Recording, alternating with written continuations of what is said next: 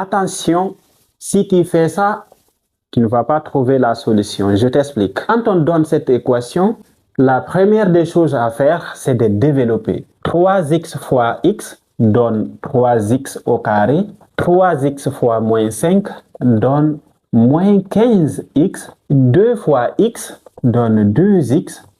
Et 2 fois moins 5 donne moins 10 égale x fois 2x donne 2x au carré. X fois 1 donne x. Moins 5 fois 2x donne moins 10x. Et puis, moins 5 fois 1 donne moins 5. Ensuite, on va réduire. On aura 3x au carré.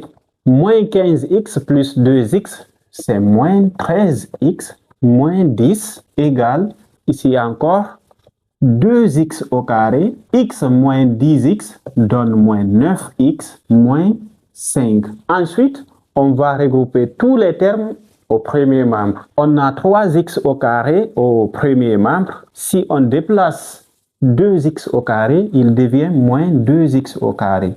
Le résultat va être égal à x au carré. On a moins 13x au premier membre. Quand on déplace moins 9x au premier membre, il devient plus 9x. La somme va donner moins 4x. Nous avons moins 10 au premier membre. Quand on déplace moins 5 au premier membre, il devient plus 5. La somme donne moins 5, ce qui est égal à 0 parce qu'il n'y a plus rien au second membre.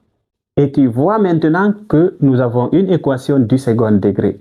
Et qui dit équation du second degré parle de deux solutions soit doubles ou distinctes, selon le cas delta supérieur ou égal à 0. On va résoudre cette équation pour trouver les solutions qui vérifient cette égalité. Lorsque nous avons une équation du second degré, nous savons que la forme factorisée est la suivante. X plus une première solution, facteur de x plus une deuxième solution qui est égale à 0. C'est-à-dire S1, la première solution, S2, la deuxième solution. On va essayer de déterminer S1 et S2. Pour éviter de passer par delta, on va passer par cette méthode. On va trouver deux nombres m et n dont le produit est égal à moins 5 et dont la somme m plus n égale à moins 4. Comme le produit c'est moins 5, on va commencer par les couples les plus proches. Si on prend m est égal à moins 5 et n est égal à 1, ou bien qu'on inverse, m est égal à 1 et n égale à moins 5. Si m est égal à moins 5 et n égale à 1, le produit c'est moins 5. Vérifions la somme encore. M est égal à moins 5 et n égale à 1. La somme donne moins 4. Alors on s'arrête ici parce que ce couple remplit pleinement la condition recherchée. Dans cette formule, on va remplacer x plus S1. La première solution, on a dit c'est moins 5. Plus et moins, c'est moins. Donc c'est x moins 5 facteur de x plus S2. S2 c'est 1.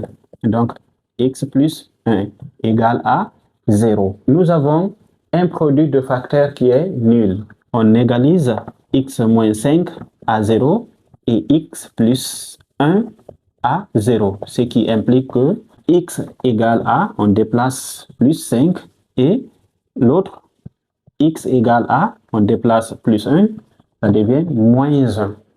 Ce sont les solutions et ces solutions vérifient pleinement l'égalité. Et tu vois, si tu avais simplifié x moins 5 et x moins 5, tu n'aurais pas trouvé les deux solutions. Si tu souhaites voir plus de vidéos de ce genre, abonne-toi et partage la vidéo. À la prochaine!